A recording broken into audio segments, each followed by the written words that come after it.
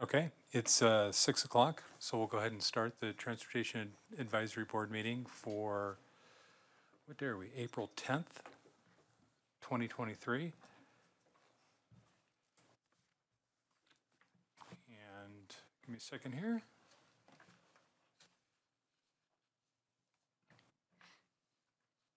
Do a call to order and a roll call. Taylor Wicklund. Here. David McInerney. Here. Steve Lehner. Here. Diane Christ. Here. Councilmember Yarbrough. Great. Let's move to number 3, where we're going to approve the minutes from the last 3 preceding meetings. Since last meeting, we didn't have a quorum. And come to find out that maybe we shouldn't have had the meeting last week, but I think we're okay with moving forward with approving the minutes from December, January, and March. So let me ask the group, are there any changes to the minutes from the last 3 meetings? Great. Can I get, do we have to have a vote? Yep. Can I get a motion to approve?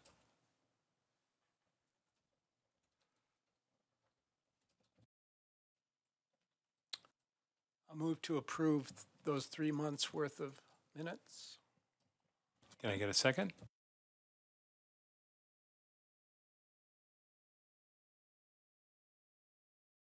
All in favor, say aye. Aye. Aye. Any opposed?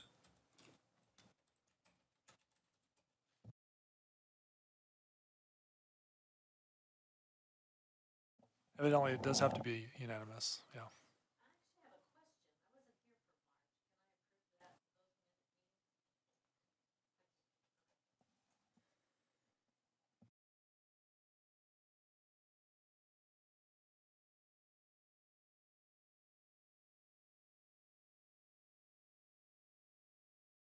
Motion carries. We'll go to communications from staff.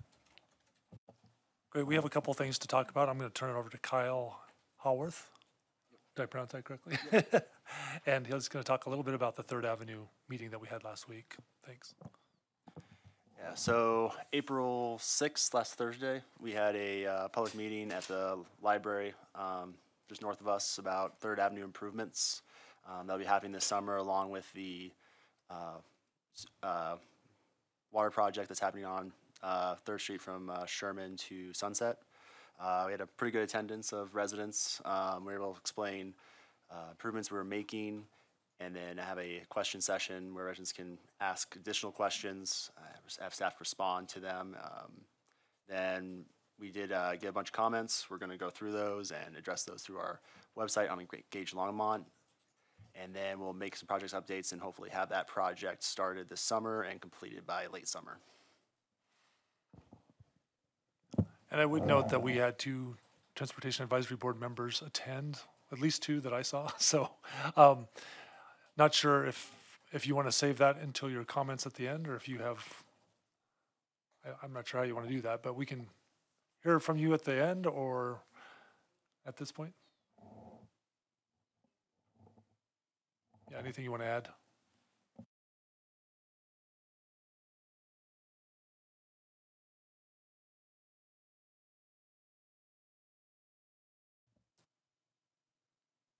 Three. I'm hitting 3. It's not.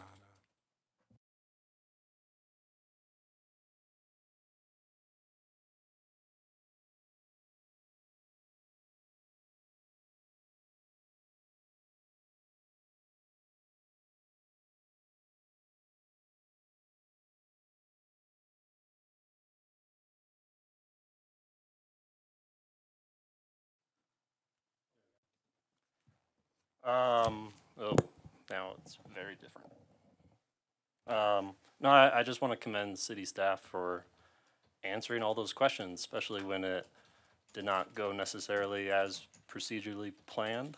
And then Kyle, I'm assuming you saw my email, so,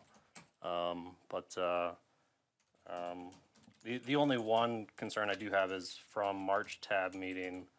You know, my memory could be wrong, but Bowen and Third did have stop signs on in the March tab, and then it was changed.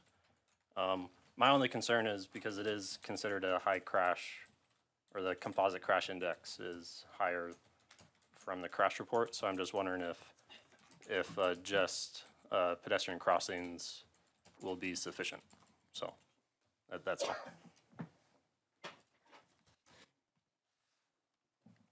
There. Yep, I did see your email. Sorry, we've been dealing with CDOT fiscal year ending procedure, so been swamped for this Monday. So I'll check what was presented. Sorry, I wasn't on the last tab meeting, but I'll check what was presented there. One issue we come with having stop signs at multiple intersections or multiple crosswalks is it shows that there isn't as much importance as each crosswalk is. So reducing the amount of crosswalks shows that each crosswalk, the crosswalk that is marked, is point out there is a high pedestrian volume there. So that's something we want to keep in mind when trying to let drivers know that there is a designated crosswalk and you should be paying more attention.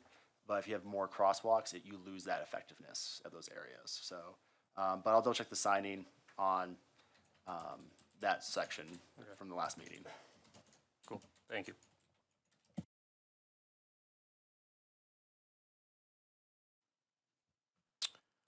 I was very encouraged to see the turnout from neighborhood residents.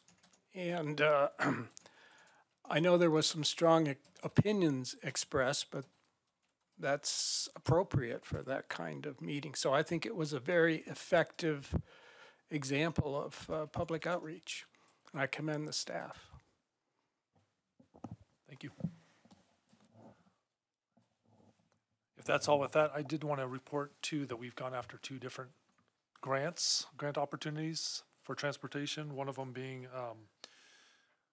what's called a Transportation Alternatives Program grant for Kaufman Street. So we're looking at the extension of Kaufman Street south of First, where it would actually go down to Boston, and looking to try to get an additional $1 million for that project. So that's what we're asking for there. It does federalize the project, which is a little bit of a concern for us, so we'll have to go through that. We'll see if we get the grant first of all, and then we'll have to decide as a city whether that's something we want to do for $1 million worth. We used to say a minimum dollar amount for federal grants was $1 million, and that's kind of changed over the last couple of years. We're starting to see that it takes so much administration and administrative work that it's usually not worth it to go for grants for $1 million, which just sounds ludicrous, but it is the fact of life is that we end up spending so much time and labor and monitoring. So anyway, that's one of them, and then the other one is we're looking at, and this is from the direction from a few of the folks from council to look at microtransit, which is basically like an Uber or Lyft kind of system, but and we've talked about this a little bit with this group, but it really does require maybe 4, 5, 6 small vans that would kind of be available around the city at all at the higher peak times when people are wanting to travel. But basically you would be asked to like meet at a intersection of some streets, maybe with some other people, and those 6 passenger vans would then come pick you up within 15 minutes of your call and then take you wherever you need to go within 15 minutes of picking you up. So 30-minute total trip is what we're looking for. And we think we can do it for a certain amount of money so far in reaching out to these groups that actually provide this service. And they are private companies at this point. So the idea is to ask for $1 million again from what we're doing is going through our congressional delegations. So through Negus's office, Representative Negus is now our representative, and he's very open to these congressionally designated spending categories, which are just renamed earmarks. These used to be called earmarks, but now we can't call them that anymore.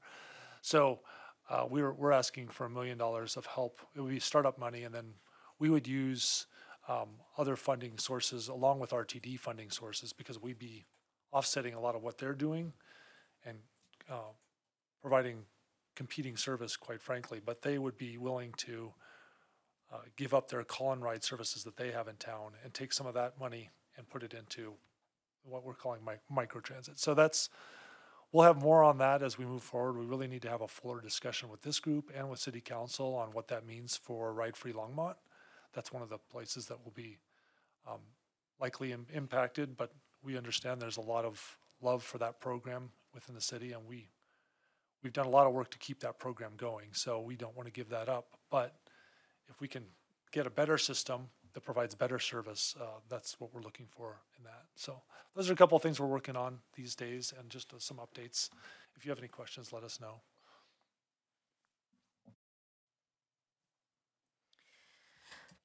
Phil, do you have to have 6 people in order to call for a ride? No, that's just the capacity of the vans. So they're smaller vans, which is something else that we've heard from City Council over the years, is that we have too large a bus system or buses for the size of our community. There's a lot of reasons for that. We can go into it later, but yeah, they don't have to be full. Okay. And could you be going different places? And I'm thinking about the tab board. We've talked about, you know, a ride share arrangement to and from city chambers. Right. Ideally, if you're going to the same place, and they have some pretty intricate software, detailed software that can really figure out how to combine the rides so that they can pick people up with certain vans that are going to specific destinations and make it just one large, you know, one Big loop. joined trip. Yeah. And then have the other vans go to other different areas. But they really are trying to look to really maximize the service of these vans. Thanks. And then, Phil, I have one question on the microtransit. Is there, because we'll be hearing a lot about this, assuming in the next few months, but is there any example cities that we could research independently so that we can educate ourselves what this means? Yeah, I'll send this group a list of all the different cities that we've worked with, as far as at least speaking to about their examples. There's a lot around the country. The one locally is Lone Tree. So they've actually set up a system where they're working with RTD to pay back some of the services that RTD was paying into a call and ride service and using this service instead. They have a slightly different, it's not as turnkey, I guess, as what we're looking for. We're looking for one company to just do it, basically do it all. So that might be the difference, but we're working with them. They've invited us down for a tour, so we'll see how that goes, and then maybe grow that tour as we get more closer to something that's real on this. We really do need the money to get it started, and we are working with our public works group and the street fund dollars to see if we can't use some of that street fund money, but it's really based on how important is this service to the city.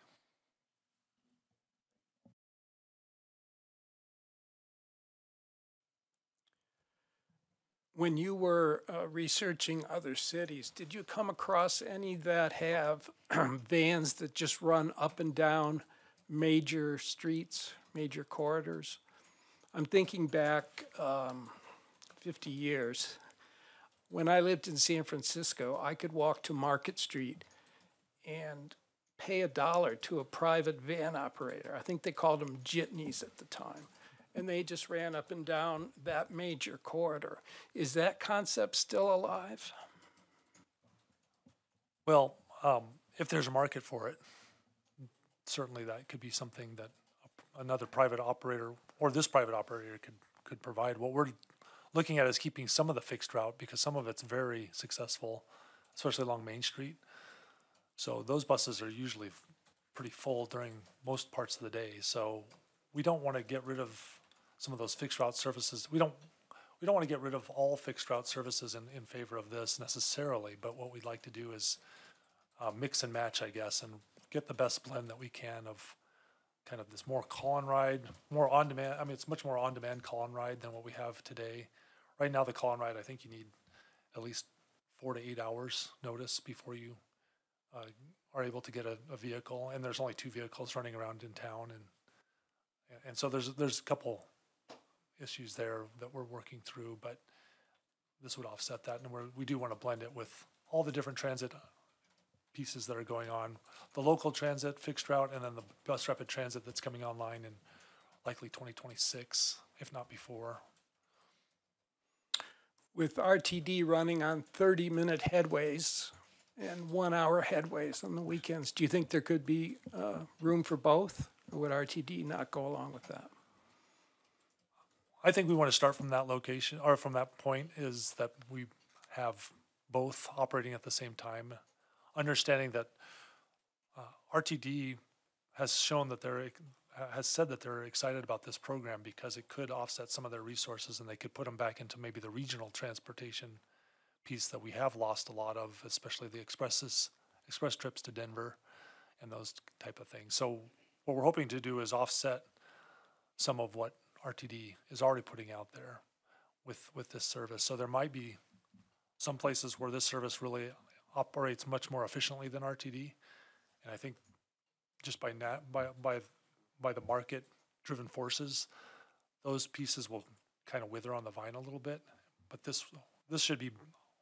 We're hoping this is a better service, and so we're hoping that this really does pull people, especially when you're trying to get to the northwest, the northeast, southwest, southeast areas, not that spine that's Main Street. When you're trying to get from those areas, where a lot of our new growth is happening, quite frankly, with density, a lot of that density needs to be offset with some good transit, and RTD can't provide it. So this is what we're looking for to supplement that.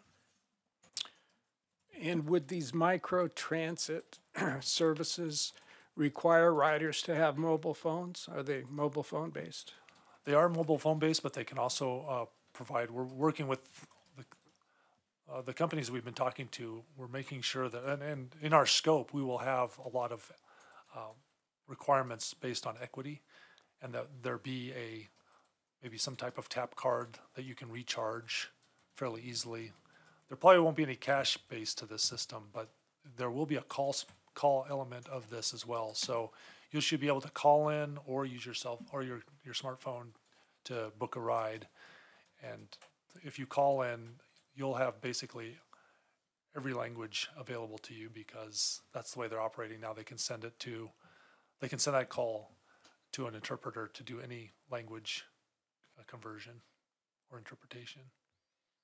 Very interesting. Thanks. Yeah, it's been an interesting process for sure. Couple questions.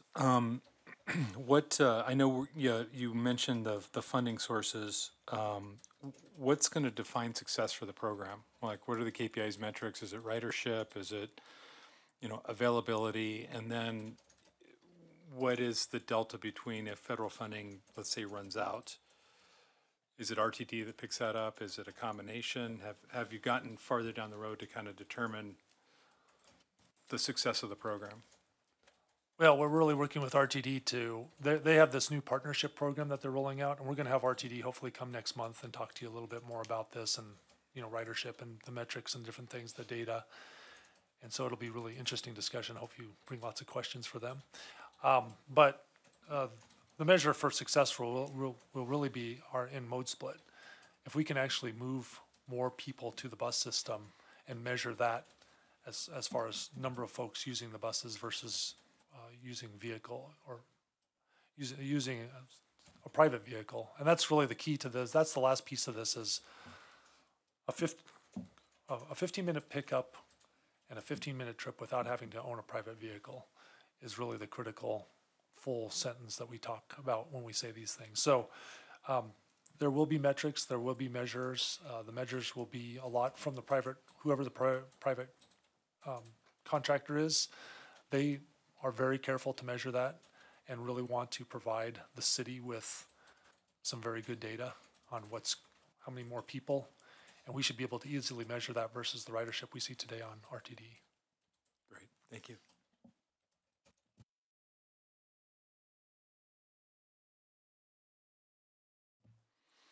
Okay, so that's communication from staff. Any comments from the group for staff on that? Okay, we'll move to public participation. What I show is I've got 2 folks. We might have another because I saw some late newcomers come in. Brian and Garrison are the 2 that I have. So when I ask you to come up, can you let us know your full name, your address, and we give each speaker 3 minutes to share their thoughts. So Brian?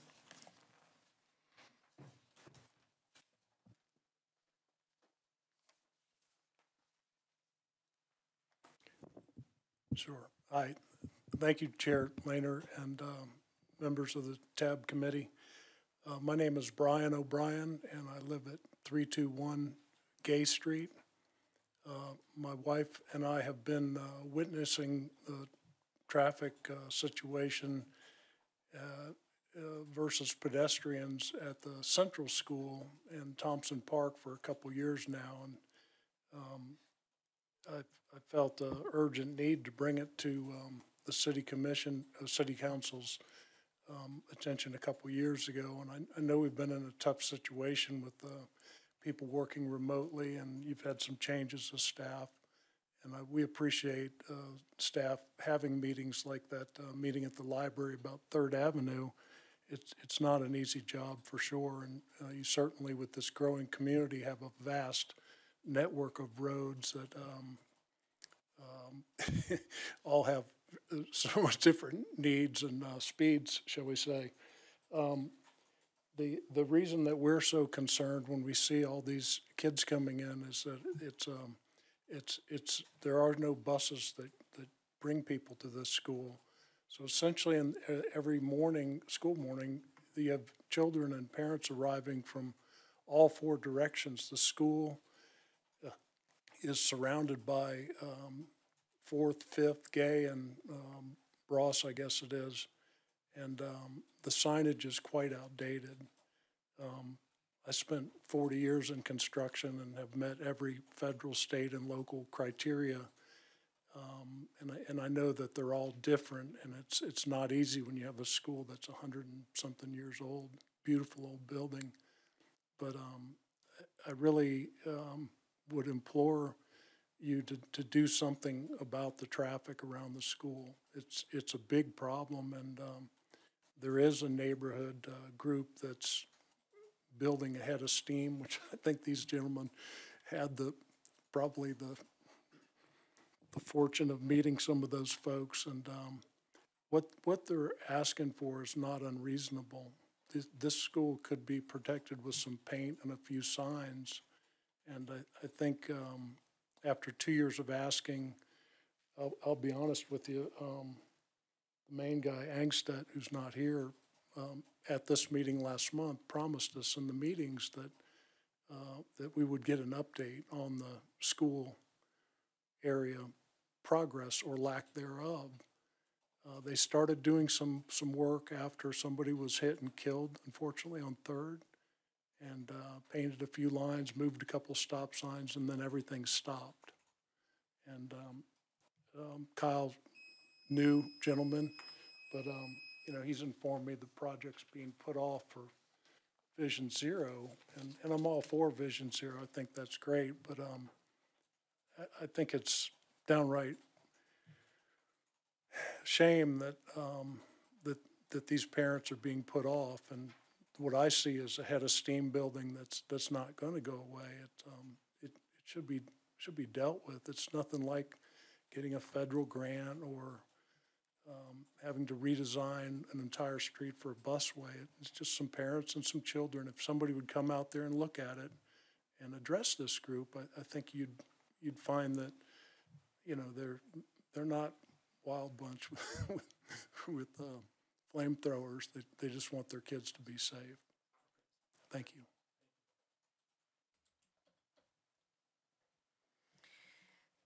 Sir, if you could maybe stay at the podium, I have some questions for you. Oh, okay. Well, let me just say that you and your neighborhood group are exactly what we're looking for when we're talking about Vision Zero. Vision Zero is to have 0 fatalities and reduce any serious injuries. And I actually had a child that went to that school years ago, so I know exactly what you're talking about, and I can only imagine the condition it's in now. So I'm just wondering, and if you would consider maybe if you have a neighborhood group going, if you might participate in some solution based ideas as we go forward with Vision Zero. Our board is considering implementing, various solutions and with the participation and agreement of the community. So I'm glad you brought this to our attention. Thank you. There is a neighborhood group. I don't lead anything. I speak for myself, but I'm sure they'll appreciate that, and I do see them in the neighborhood, and I'll let them know of your comments. Thank you very much.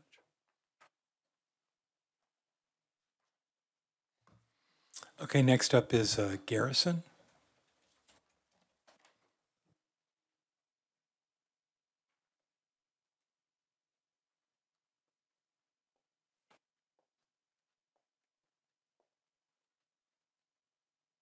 Hi there, my name is Garrison Bennett, and I live at 2359 Sunrise Drive.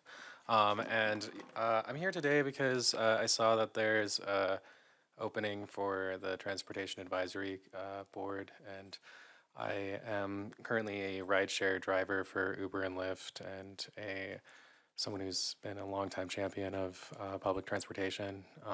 And I'm among the citizens who is probably some of the most disappointed about seeing how the regional transportation has been for RTD, seeing that they have both failed to deliver on both a rail or a rapid bus. And I sit on the sidelines eagerly seeing projects such as the 119 rapid transit projects. And I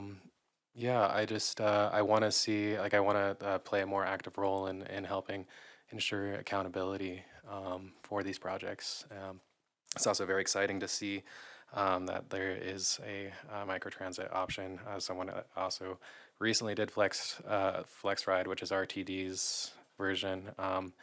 It was over 20 minutes late, and these two bus drivers are just running ragged. And so, and as a rideshare driver, I've seen a lot of the people that I take just to get to work, and I tell them about the Flex Ride, but I also know that it's not that we like to have something that actually can deliver both on time and not have to look days in advance to be able to book a ride would be amazing for our community. And so I look forward to seeing where this microtransit conversation goes. And I hope to be of service. Yeah, thank you. We're going to be talking about the board openings here and next item. So thank you very much. That's very timely to bring that up. Great. Thank you.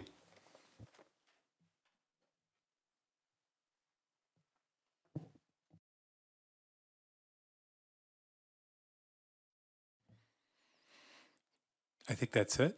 Is there anybody else on public that would like to make a comment? Okay. Phil, why don't we move into the information items, number 6? Great, I'll try to make this quick. It really is exactly what the last gentleman just spoke about. Is we have a deficiency on the board. We have 3 open seats, as you'll see.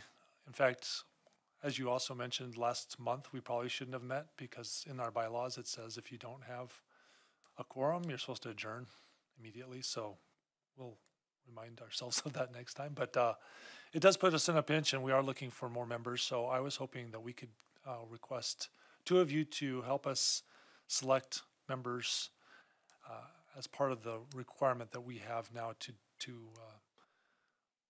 video these interviews and then send them up to our city council members so that they have a better idea of kind of what your thoughts are. And we do have recommendations at the end where we do recommend folks, you do, as the TAB subcommittee.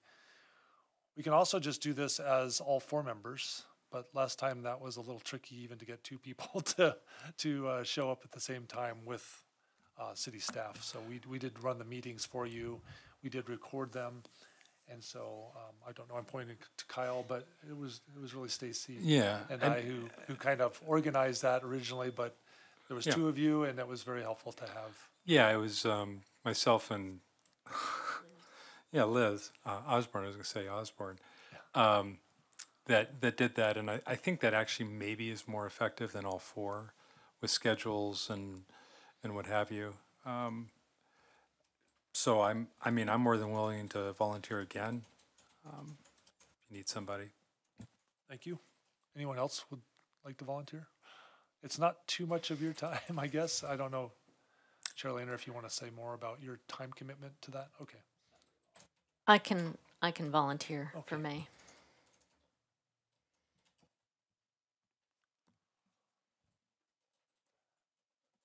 We don't need formal action. We put this as an information item, but if there's general consensus on the board, we'll move ahead with Chair Lehner and Vice Chair Christ to be the two people who are part of that subcommittee. If that sounds good. I'm not volunteering, so there won't be three.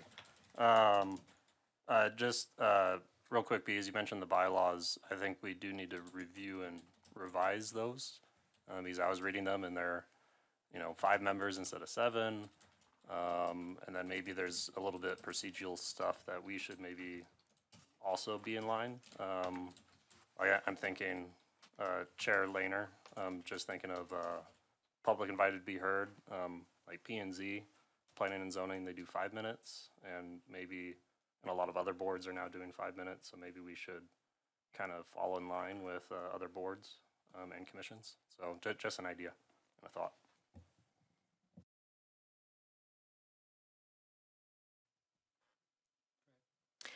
We reviewed the bylaws last April, and maybe it's time to do it again. That was a year ago, but I'm thinking we had revised some of that out of there. So, are you looking at the most current version from April 2022? The one that's posted on the city website. Ah, okay. So I'll Let's take a look at that. Yeah, I'll take a look at that. But good suggestions. Thanks, Taylor. Yeah, Phil, can we just confirm that what's posted on the website is actually what was updated that we voted on? Just We'll as do a that. housekeeping? Yeah. Yeah. We did do April 11th, we did pass of 2022, we did pass so almost a year ago exactly, we passed the bylaws, so we'll make sure that the newest version is out there. That's not good if it's not, so we'll change that. Okay, so we'll move on to the action item.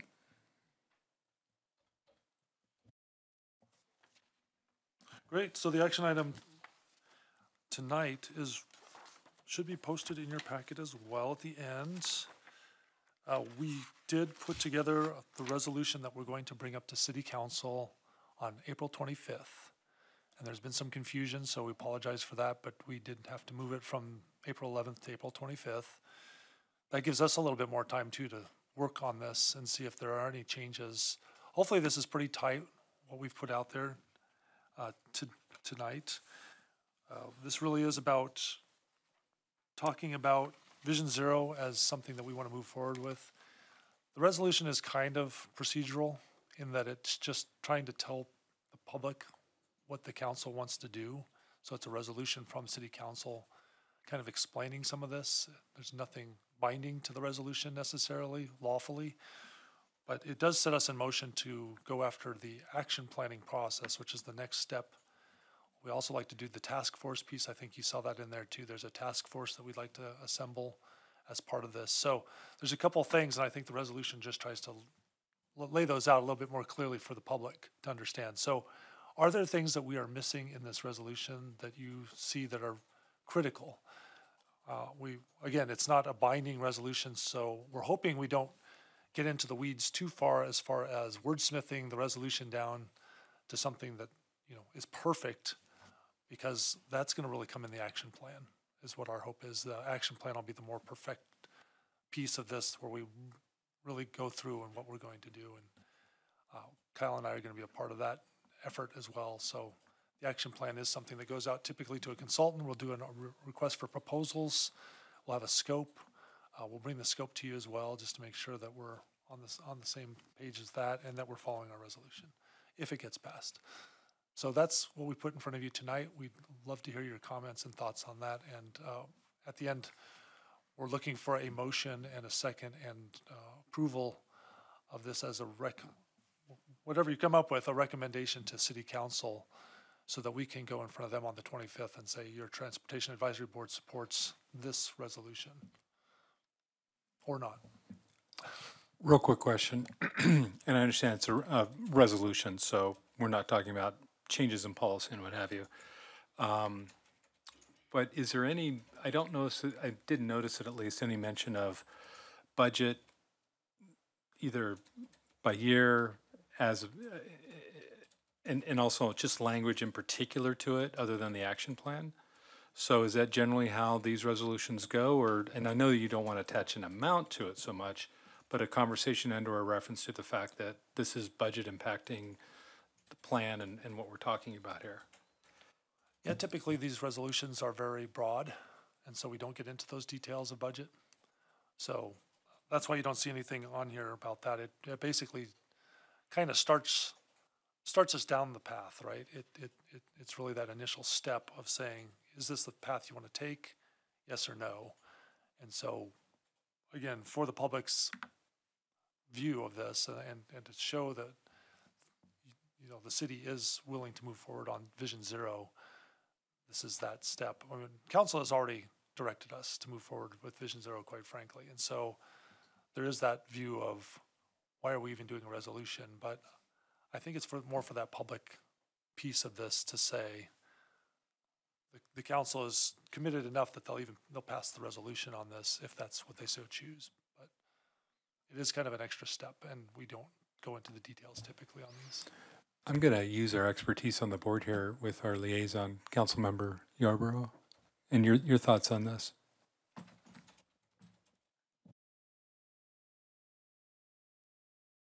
That's okay. Thank you, Chair. Yeah, the resolutions are typical. And so, yeah, we usually with resolutions, unless you're changing one budget item to another budget item, if that's the case, maybe that will be stated on a resolution, but usually the budget amount or anything like that aren't on the resolutions. So it's just it's like a summary of the objective of the plan, basically what the resolution is. So, so council will go through this and say, oh, you forgot this, maybe, you know, something that we may not see in there that we feel that should be a part of that resolution, and we may amend the resolution and then approve it. So, yeah, basically, from my understanding, when you say that feels like a summary of whatever the plan is, of what was presented to us previously, and we basically already approved moving forward with the Vision Zero. So I don't know exactly why we have to have the resolutions myself, but that's the way it's been.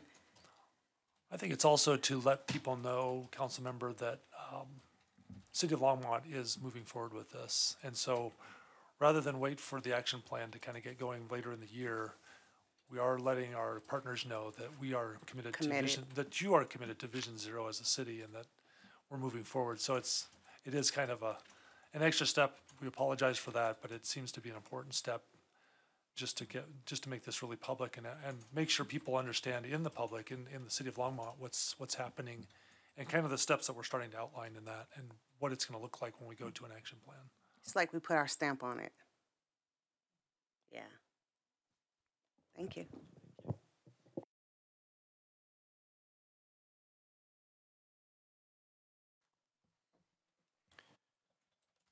I have a number of comments that I think you would consider wordsmithing, so I'll table those for now.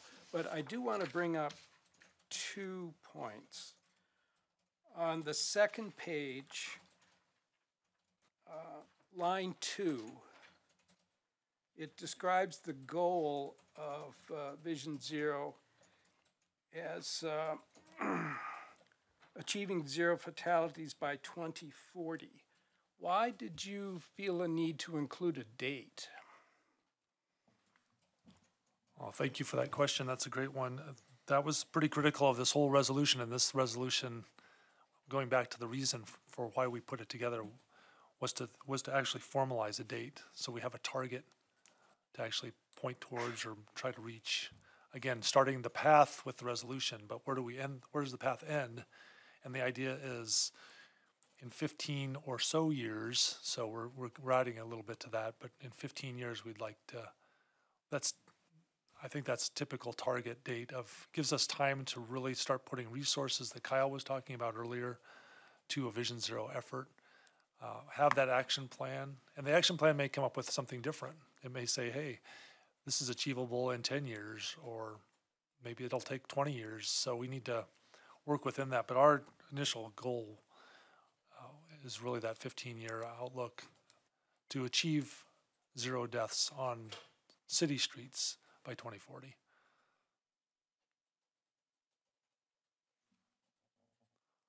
Also, I think if I can just add, if you don't put the date in, people don't believe you.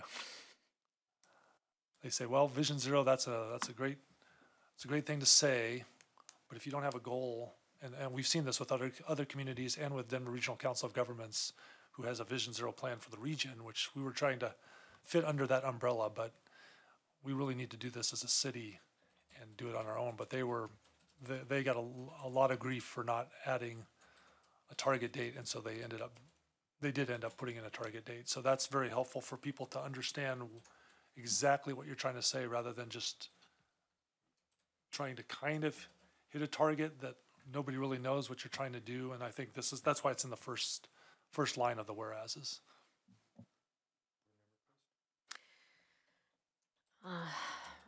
Phil, I'm looking at page 1, line 7, where it says City of Longmont from 2000 to 2021. Related crashes have resulted in 92 fatalities. And I wonder if we could add how many serious injuries occurred during that time as well. Yes, we can do that. Okay. Thanks. And then on page 2, lines 6 through 9, talking about task forces and including community members, I'm wondering if we can utilize our TAB recruitment process to have some community outreach to help with this project. And I'm not saying that you necessarily have to add that verbiage, but I'm understanding you to say that you would like an action plan from the TAB board to help with this program.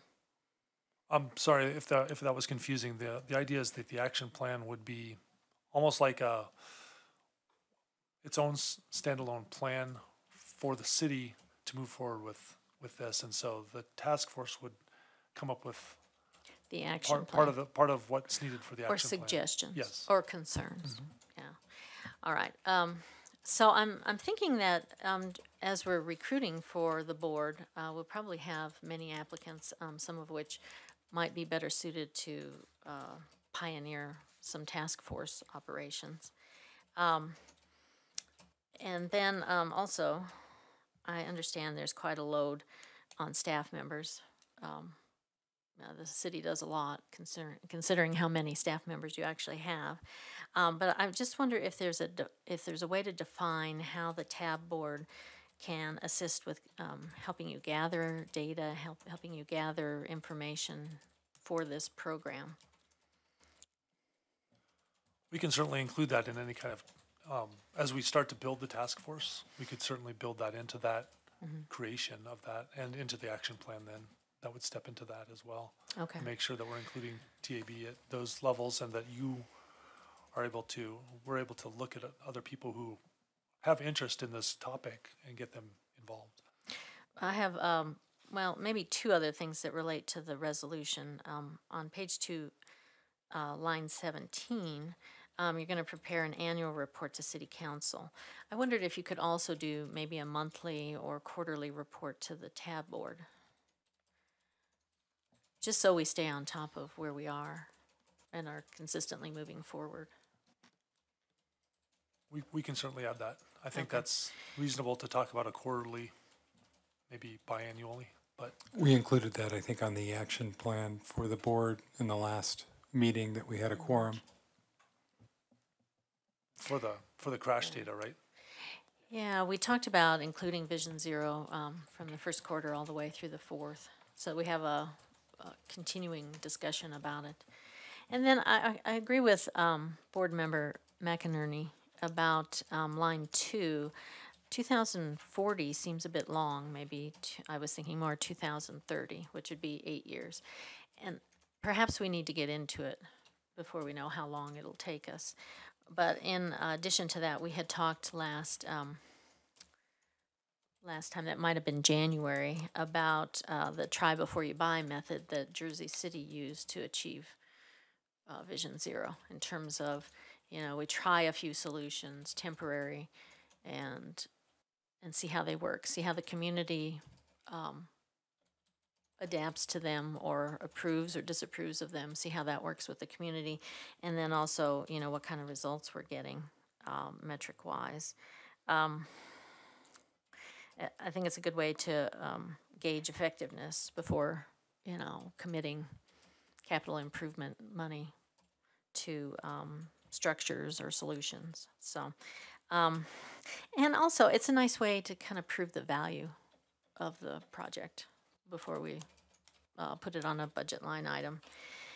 And then I just yet again mentioned recruiting community partners. So Garrison and Mr. O'Brien, who's just left, so I didn't get a chance. But it would be a good place for concerned citizens to get involved in their neighborhood, because they know better than any of us what's going on those streets and what might be effective. So, and that's all I have. Thank you.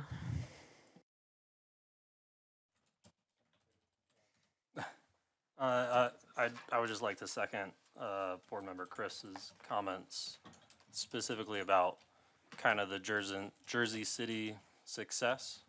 And I think that's also a helpful tool to get buy-in from the public and neighborhoods, because they can visually see quickly what is possible, and then maybe also provide some critiques, and then it can be quickly changed before we, again, put in capital improvement projects and funding towards, or large amounts of funding for it. I too was also kind of surprised by the 2040 goal. Board Member Chris said maybe 2030. I was just surprised to see it, just because I know the history of Vision Zero, where Scandinavia is still working on it 30 years later. So it's a very hard job to retrofit roads. So it has to be kind of incremental.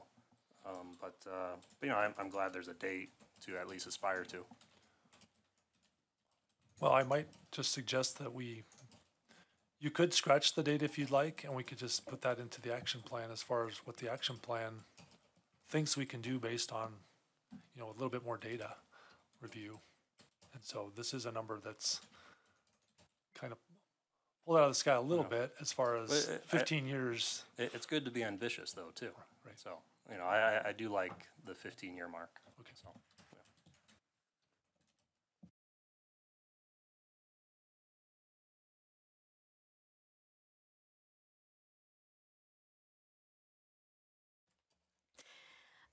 Mr. Greenwald, may I ask, what is happening on the 25th? Are you looking for an action plan by the 25th? No, the 25th is to take this resolution to City Council for formal adoption.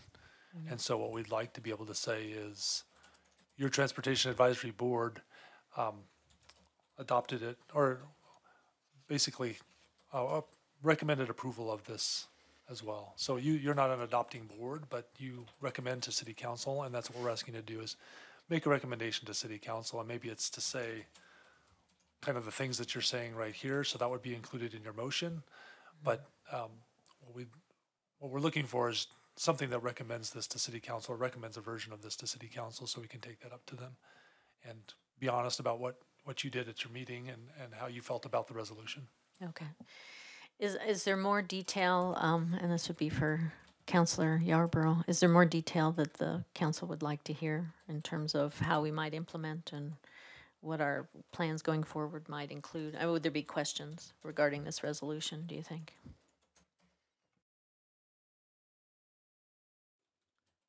I don't think, I mean, that's really hard to say. But looking at the resolution is positive that there is a date, because that probably would have been a question. And so The date is good. That everything I see on here looks good to me. So, but you know, council is just not made up of me. It's not me, not only me. I think mainly just making sure that the action plan is coming, and we know that there's a task force that will be formed. And that task force, which is stated in here, will consist of making sure that there are people within the community made up, you know, who are making up that task force. That's very important for council to know. So as long as we know there's an action plan coming, and a task force that's being formed to help put that action plan together, that's pretty good for us.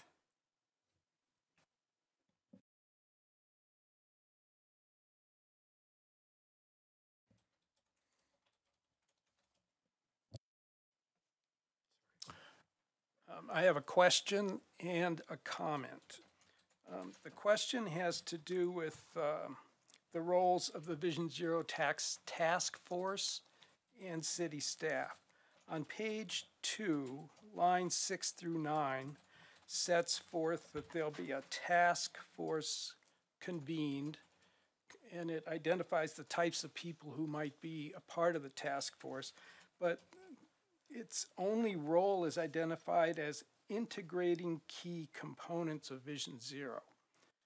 And then on the following lines, 10 through 14, the resolution indicates that it's city staff that's going to develop the Vision Zero action plan. So my question is, will the task force be involved in preparing the action plan? Or what will their role be relative to city staff? Well, part of the vision, I guess, for the task force is really to start talking about all the key components of the community that need to come together to make Vision Zero work. And so that was a big component of the task force, is just to say it's going to take a lot of different groups to come together to make this work. And then the action plan will kind of codify that in a way with a planning effort that shows how all those groups are going to have to interact. So bulk of the work's going to be done in the action plan. The city staff, probably me and Kyle, or a combination thereof, will need to put together, like, get the ball rolling, so to speak, with the request for proposal, so we can get a consultant on board to help us, you know, people who have done these action plans for many different communities. So we'll be the ones who kind of initiate it, but there'll have to be this huge outreach effort that involves all the members of the task force then once we're doing the action plan. So it can't just be, here's the task force, we got your input, let's go to the action plan, let's get it done, let's go. It's still going to be, here's all the people that we think have to be involved at the task force level. Then there's an action plan, keep those people involved, and then reach out even more out to the public to see and to make sure that they have the information and the education of how this is going to work. Because what we heard at the Third Avenue meeting was very thoughtful and interesting about, you know, how people behave out in the public. And this is what we're trying to change, is some of those behaviors. And so that's going to take everybody.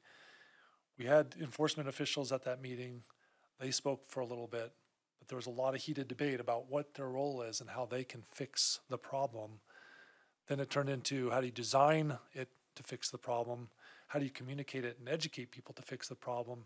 So it really is going to be, I think this is what the action plan is going to show us, is that this is really a large effort, and it's much bigger than just putting together a plan and going by the plan elements. It's bringing all these people from the task force back together over and over the course of the whole lifetime of Vision Zero, which I'm assuming goes on for the rest of our days here. So, and the rest of the, you know, the community is going to have to really put some effort into it until we can hit that zero mark consistently.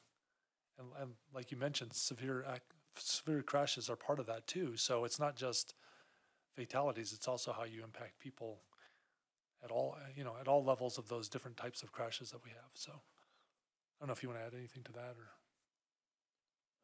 or sorry, didn't mean. I've just been talking a lot. So. No, you're fine. Yeah, I would say just not having the goal of Vision Zero is the goal, but also a big part of it is having a downward trend of serious accidents and fatalities. So if you look over the last few years, it's been increasing 25, 30% in areas of serious crashes. And that's not just to Longmont, that's Colorado-wide, that's nationwide. There's just been an uptick in accidents. So the biggest thing we're trying to tour with the goal of 0 fatalities by 2040 is start a downward trend, and how do we get that downward trend started. So that's a big part of what Vision Zero is. It's not just in 2040 we have 0, we're going to have a continued effort to get down to 0. And will you be explaining this to the council on the 25th? Yes, Like anyway, the role of the task force and we will try our I'll do exactly what I've done tonight and just try to explain it with Kyle and Jim present as well to talk about kind of we've heard a lot from city council, so we understand, we think what's happening. The resolution again is one of these high level pieces, but we'll need to have those further conversations about how we move into the task force, what that looks like. That'll come at a later date, and then what the action plan looks like, what the scope of work is for that action plan will be critical. How we want to work the action plan into what we're trying to do with the transportation mobility plan, which, some of us want to kind of keep those really separate, and some people want to make sure that they're integrated well, and I think we obviously want them integrated at some point in time. So it's going to be all those pieces fitting together. There's a lot of work to be done in the next really 9 months to create this baby. I hate to say that, but it's really going to take a lot of work to get this off the ground. And as you mentioned earlier, as people mentioned earlier, there's an issue with staffing too. So we're going to ask for additional staff just to focus on this, because it's going to be critical on the front end of this that we have staff member who can just devote their time to this and organizing all these different pieces and things that you've heard about tonight. Great. I have a much better understanding now of the role of the task force. So if council already knows that, or if you're going to explain it to them on the 25th, I think that's great. I don't think it comes through well in the resolution, but maybe it doesn't have to. My final comment has to do with what I think is missing from the resolution as it stands now. And that is to tie the concept of Vision Zero to city budget allocations.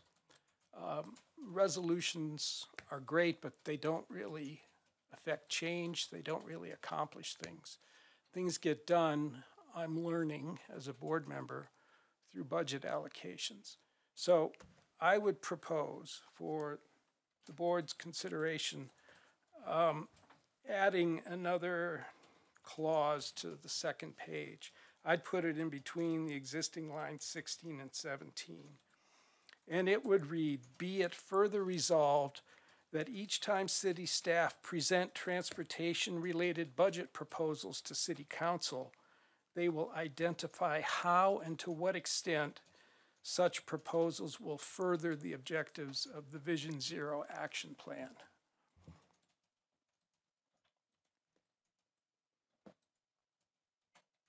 And again, the idea that I'm proposing is to just keep Vision Zero in front of council, bring it to council's attention each time that budgets are discussed. What do you think? Would you be okay with us revising that a bit, just to be a shorter comment about whenever any kind of project comes forward to city council in the budget, or any kind of budget item comes forward, that Vision Zero be considered in that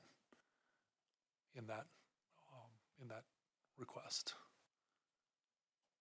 I mean, I think you've added some words there, and I'm just trying to shorten it so it's succinct and to the point of what council needs to. I think that's a fair compromise. But Sure. I would just say, let the record show that I'm going to give board secretary a written copy of the proposed addition that I just read into the record.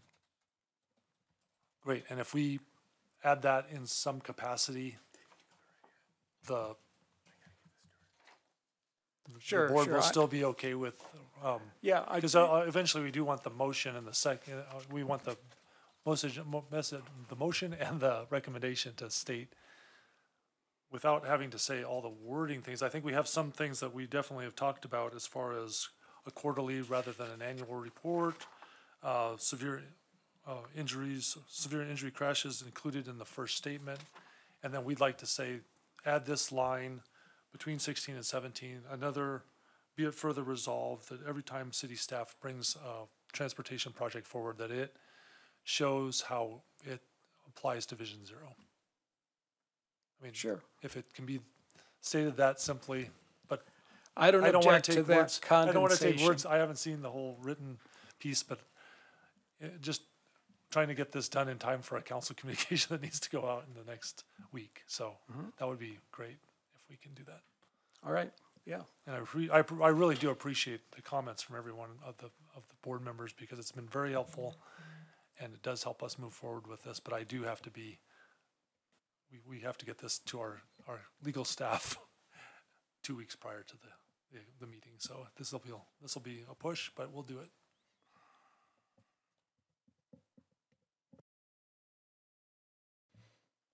Any other comments from the board before we take this as a vote, as a recommendation for staff?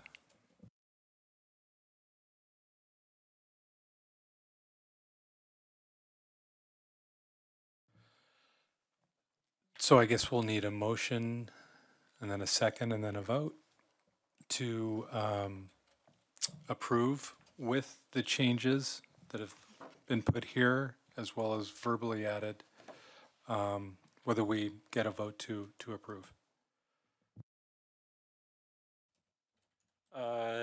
Yeah, I make a motion to approve this resolution with the changes that we made. And I'm looking forward to council voting on it, so. Seconded. Okay, all those in favor say aye.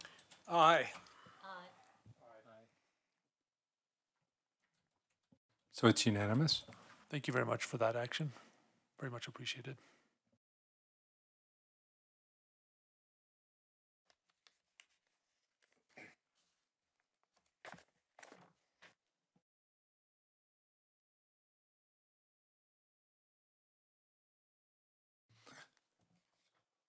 And that's it on our action plans on the agenda. So we can move to adjourn. Well, I'm sorry. Let's get some comments from our board members. We'll start down on the end. You know, this is nice, a short and sweet meeting. So, I would like, one idea popped in my head about the interview process. If maybe we all could be on like an email chain to kind of propose questions for you guys to ask, just so that we're all aware of what, what's asked, et cetera, and what we all feel is important as well. So, but yeah, thank you, staff. That's all.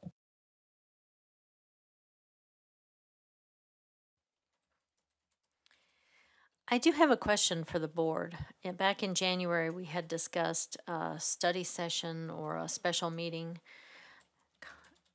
with the idea of discussing some of the objectives we were talking about with a task force in regards to Vision Zero. What is the feeling? What is everyone's feeling? Do we need a special session to discuss further what we might be doing and how we might be implementing Vision Zero as a group? How we can best assist the staff?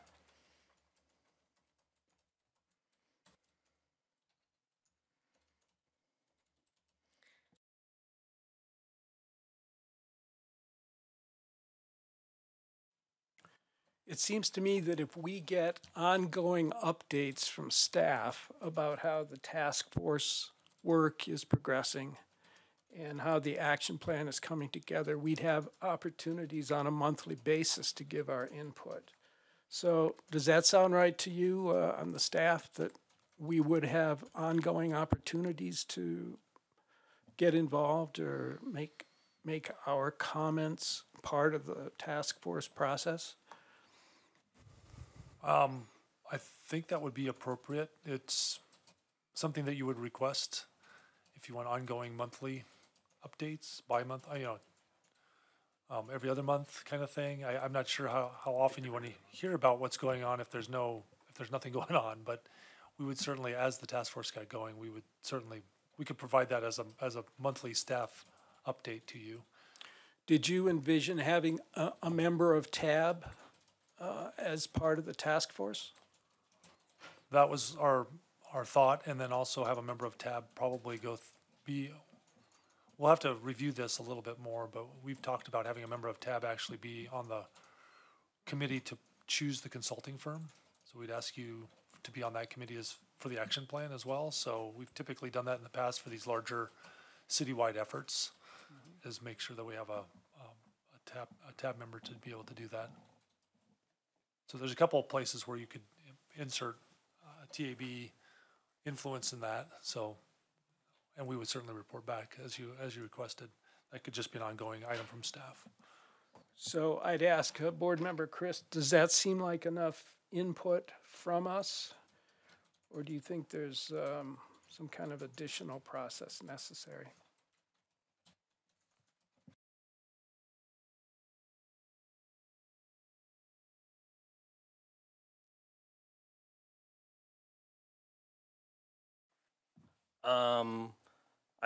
I think any help that we can provide to staff as relates to Vision Zero. I don't know if monthly meetings are enough, just because we have other things that we need to talk about as well. So maybe, simply having a study session on intersections, just because from the crash report, 60% of crashes occurred at intersections. So that tells me statistically that maybe there's something fundamentally wrong at intersections. And maybe we need to, my dream is to, become the next Carmel, Indiana, where we have roundabouts majority. So, but, we can snicker about that. But, so I think a study session on certain topics might be helpful that we don't get to talk about in these monthly meetings. So that's my 2 cents.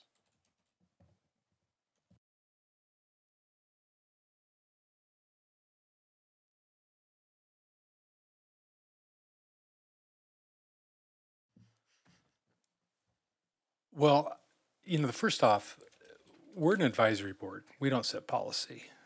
And we're really going down the road where we're trying to dictate policy here. And so we help staff as stakeholders in the community in regards to almost our opinions. Hopefully they're informed, which I appreciate everybody's opinion here is informed. But I don't want to overstep our boundaries in terms of what we can and can't really offer. It's almost like, advice. So while it's laudable that we'd like to have roundabouts in every intersection, that's policy. That's not something that we can dictate, because we're talking about, obviously dollars.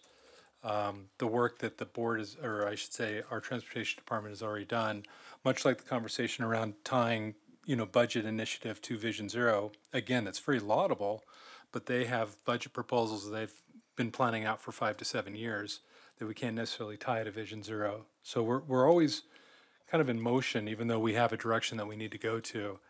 And I just kind of warn everybody that we can't tell them what we would like to see done and do as it relates to some of these things, other than we can, again, offer our advice, look at it. I think looking at the resolution and adding some things, absolutely. Injury-related crashes are very important, and that's, as important that we need to look at as well. So that's only my comment is that I think letting the board do what they need to do. We get updates from them, I think, on at least a bi-monthly, maybe every 2 months or quarterly, because as Phil noted, not every month there's going to be movement on this, unfortunately. It's just the way government works sometimes. So that's my 2 cents on it. Feel free to offer anything else or in rebuttal of what I've said.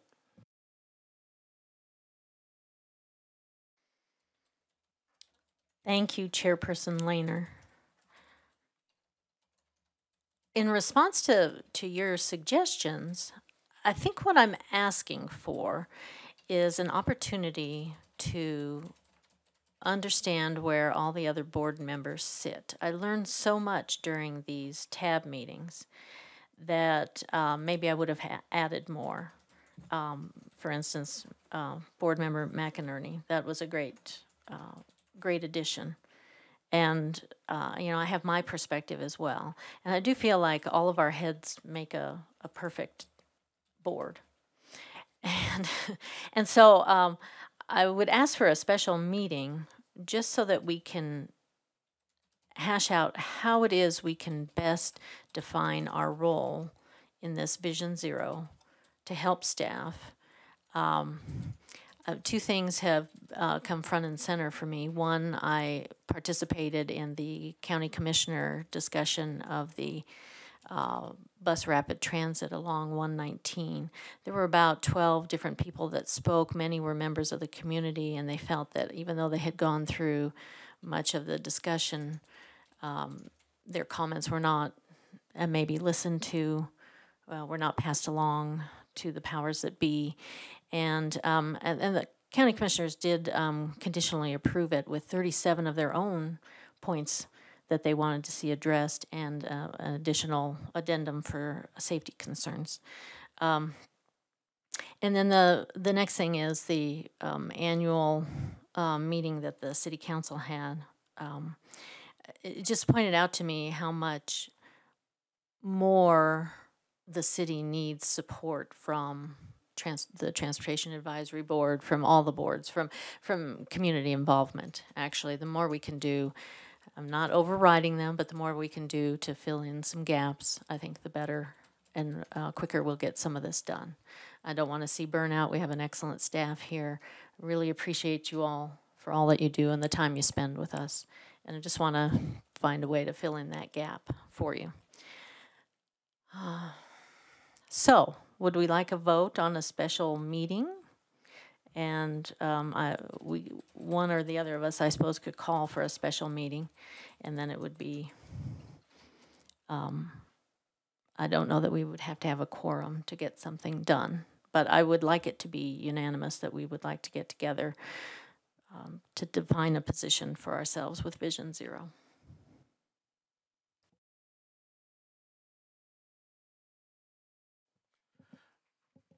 Yeah, I'd have a procedural question about that. Can TAB have study sessions or get together outside of our monthly meeting format? I know that would require allocation of city staff resources to make the meetings happen. What does our charter say about that? So I'll read from the bylaws. The April 11th bylaws, 2022. Special meetings of the Transportation Advisory Board shall be held at a time and place designated by the officer calling the same and shall be called by the chair or vice chair or by the executive secretary with approval of the chair or vice chair. Notice thereof shall be given to all members at least 48 hours prior to the meeting. So that's about all it says, but it does have to be public. So we would have to post it as a public special meeting.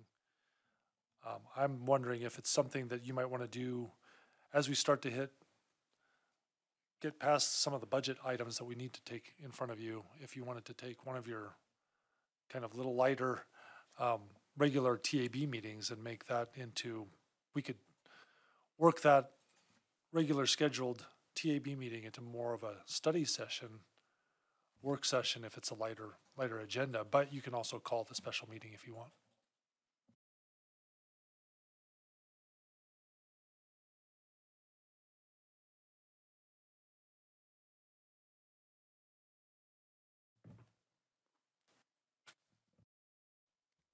We could have a special meeting, say at the library, maybe around the 24th of April.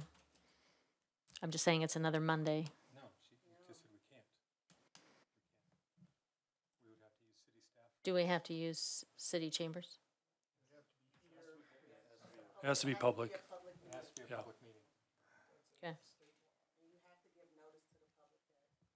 We're doing it. So, Mr. Greenwald, when would be a light tab meeting?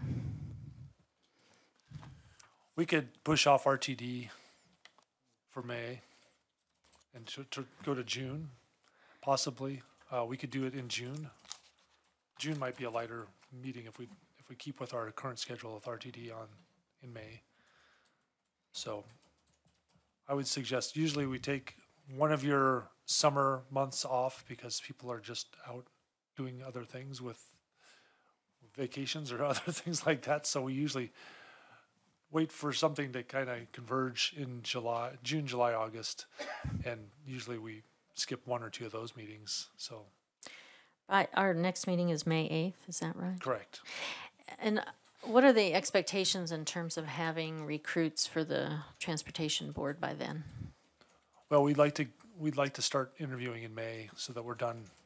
Well, So that we need to- have someone for we need to June. be done for June. Yeah.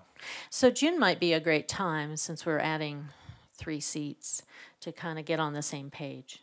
Does everyone think that would be a workable solution? Okay.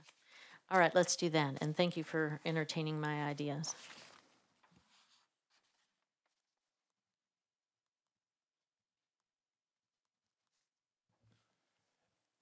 Okay, we'll go back to, I guess, comments from the board for this evening. Taylor, start with you. You went? You already went? Okay. Vice Chair.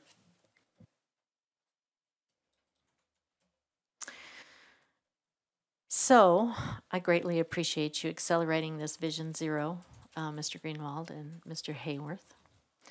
And I would appreciate if you have any ideas as to how we can define our role in this mission to help you, that you've passed that on to the board. And we'll do what we can. And thank you, other board members. Really appreciate all of your points of view.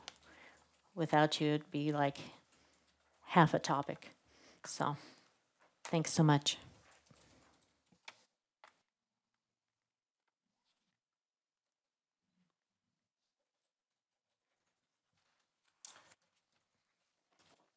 Yes, I also appreciate input from staff and the community tonight. I think that there is nothing more important for TAB than to advocate for Vision Zero policies. And I look forward to, with the other members of TAB, being a part of implementing Vision Zero for the city of Longmont. Thanks. Yeah, and last, I just wanted to add, yeah, everybody's input was great tonight. Councilmember McInerney for the points on the resolution, I very much appreciate. One thing I did want to add, Phil, if we can add as an action item, is the Gay Street with Brian O'Brien. I do think that's something that I'd like to get an update from Jim, because I know he said he was going to address that, and I know he wasn't able to make it tonight. But if we could just add that as maybe an update, because I would like Sure. to maybe get some. I think I think there was some confusion from the last meeting because the person who showed up from there was more along the lines of Longspeak and Gay. So we were thinking that was the discussion that was supposed to happen, but we had realized that we have done a lot of work in that section, and we are going to do the overlay and just restripe it as is because it has a really wonderful bike lane, parking lane, and through lanes. So we may change the width of some of those, like the through lanes may narrow down a bit in light of Vision Zero and things that happen with kind of the complete streets look. But this topic that was brought up tonight really reflects back to what we talked about with Third Avenue, but it's more related to the school piece of that. And I know Jim and Caroline, prior to Kyle coming on board, did a lot of work out there with all the residents to work on better more visible crosswalks, changing some of the signs that he talked about as far as being outdated. So a lot of that work had been done or is in process of being done this summer while they're in, while the school is off. So I think we will have Jim come back or Caroline and also Kyle, and just talk about all the efforts that have been put in around the school as of late and what the issue is, because it is really, they're not separated by very much, but they're two separate issues. And so there was the school issue, and we were working on that before some of the tragic issues on Third Avenue happened. So we were working on that prior to that, and we recognized that some of the signage was out of date, and wasn't clear why signs were put where they were 20 years ago. So a lot of that effort was well underway, and so I'm a little confused, but we'll wrap our heads around what the issue is. And I do think, Mr. O'Brien does see a lot on Gay Street, and so we just have to be cognizant of that and work toward addressing some of those critical issues. Yeah, just a progress report would be great. No, I appreciate that. Absolutely. So thank you. Yep. One more thing. What is the status of the revised crash report for last year? You got an addendum in the email. Yeah, sorry, we sent that email this morning. So if you missed it, I apologize for that. We did try to get it as soon as we could. I think it came in at 4:30 on Friday when it was finally all revised and ready to go. So we got that to you first thing this morning when I saw it. So my apologies for the delay in that. We're busy working on next year's report. So we look forward to providing some revisions to that and making it all that much more better. And hopefully you'll get to see it much sooner as far as in October when we usually see those things. So Great, thank you we for just that had update. that. One of the big pieces of that update, and I'm not sure if it was clearly stated, was there was a lot of changes in data reporting between 2020 and 2021. So you saw poor Caroline trying to knit back all of this information into a way that went with the previous data. So it's all new reporting data that she was trying to put back together with the report. So I've done that in my career as well. So I understand the frustration she was having. So, but it's tough to take a new way of reporting and try to make it with try to show the trend line. So she had a difficult job, and that's why it took us till December, which is fairly admirable, really, for her to take that short amount of time. And so we'll have better. We have it under control now, so we'll be able to get it to you in time next year or this year. Great, thank you. Okay, can I get a motion to adjourn? I apologize. I'm so sorry. And now she's shaking her head. Councilmember Yarborough? Thank you, Chair. No, it's no worries. I don't mind. I just want to say thank you to the staff for all that you do, and I know sometimes it's very challenging. And I also want to mention to the board that Chair was right, that about trying to implement policy, and it's. I know you all are so eager to make change happen today. I get it. But there are some processes that has to, come into play. And I think that's the whole point of creating that action plan. And then, get in the task force, because right now they don't have an action plan. So it's kind of hard to say what they need right now from you all. And I think that I know staff doesn't have a problem with saying what they need and asking you. So I think once they get going on it, they'll ask you what they need and tell you what they need, like they do with us, with council. And so just thank you for your patience and your eagerness and your passion. That means a lot. And so we know that anything that this board brings to council, we know that it was, with eagerness and passion, and also with equity. So thank you.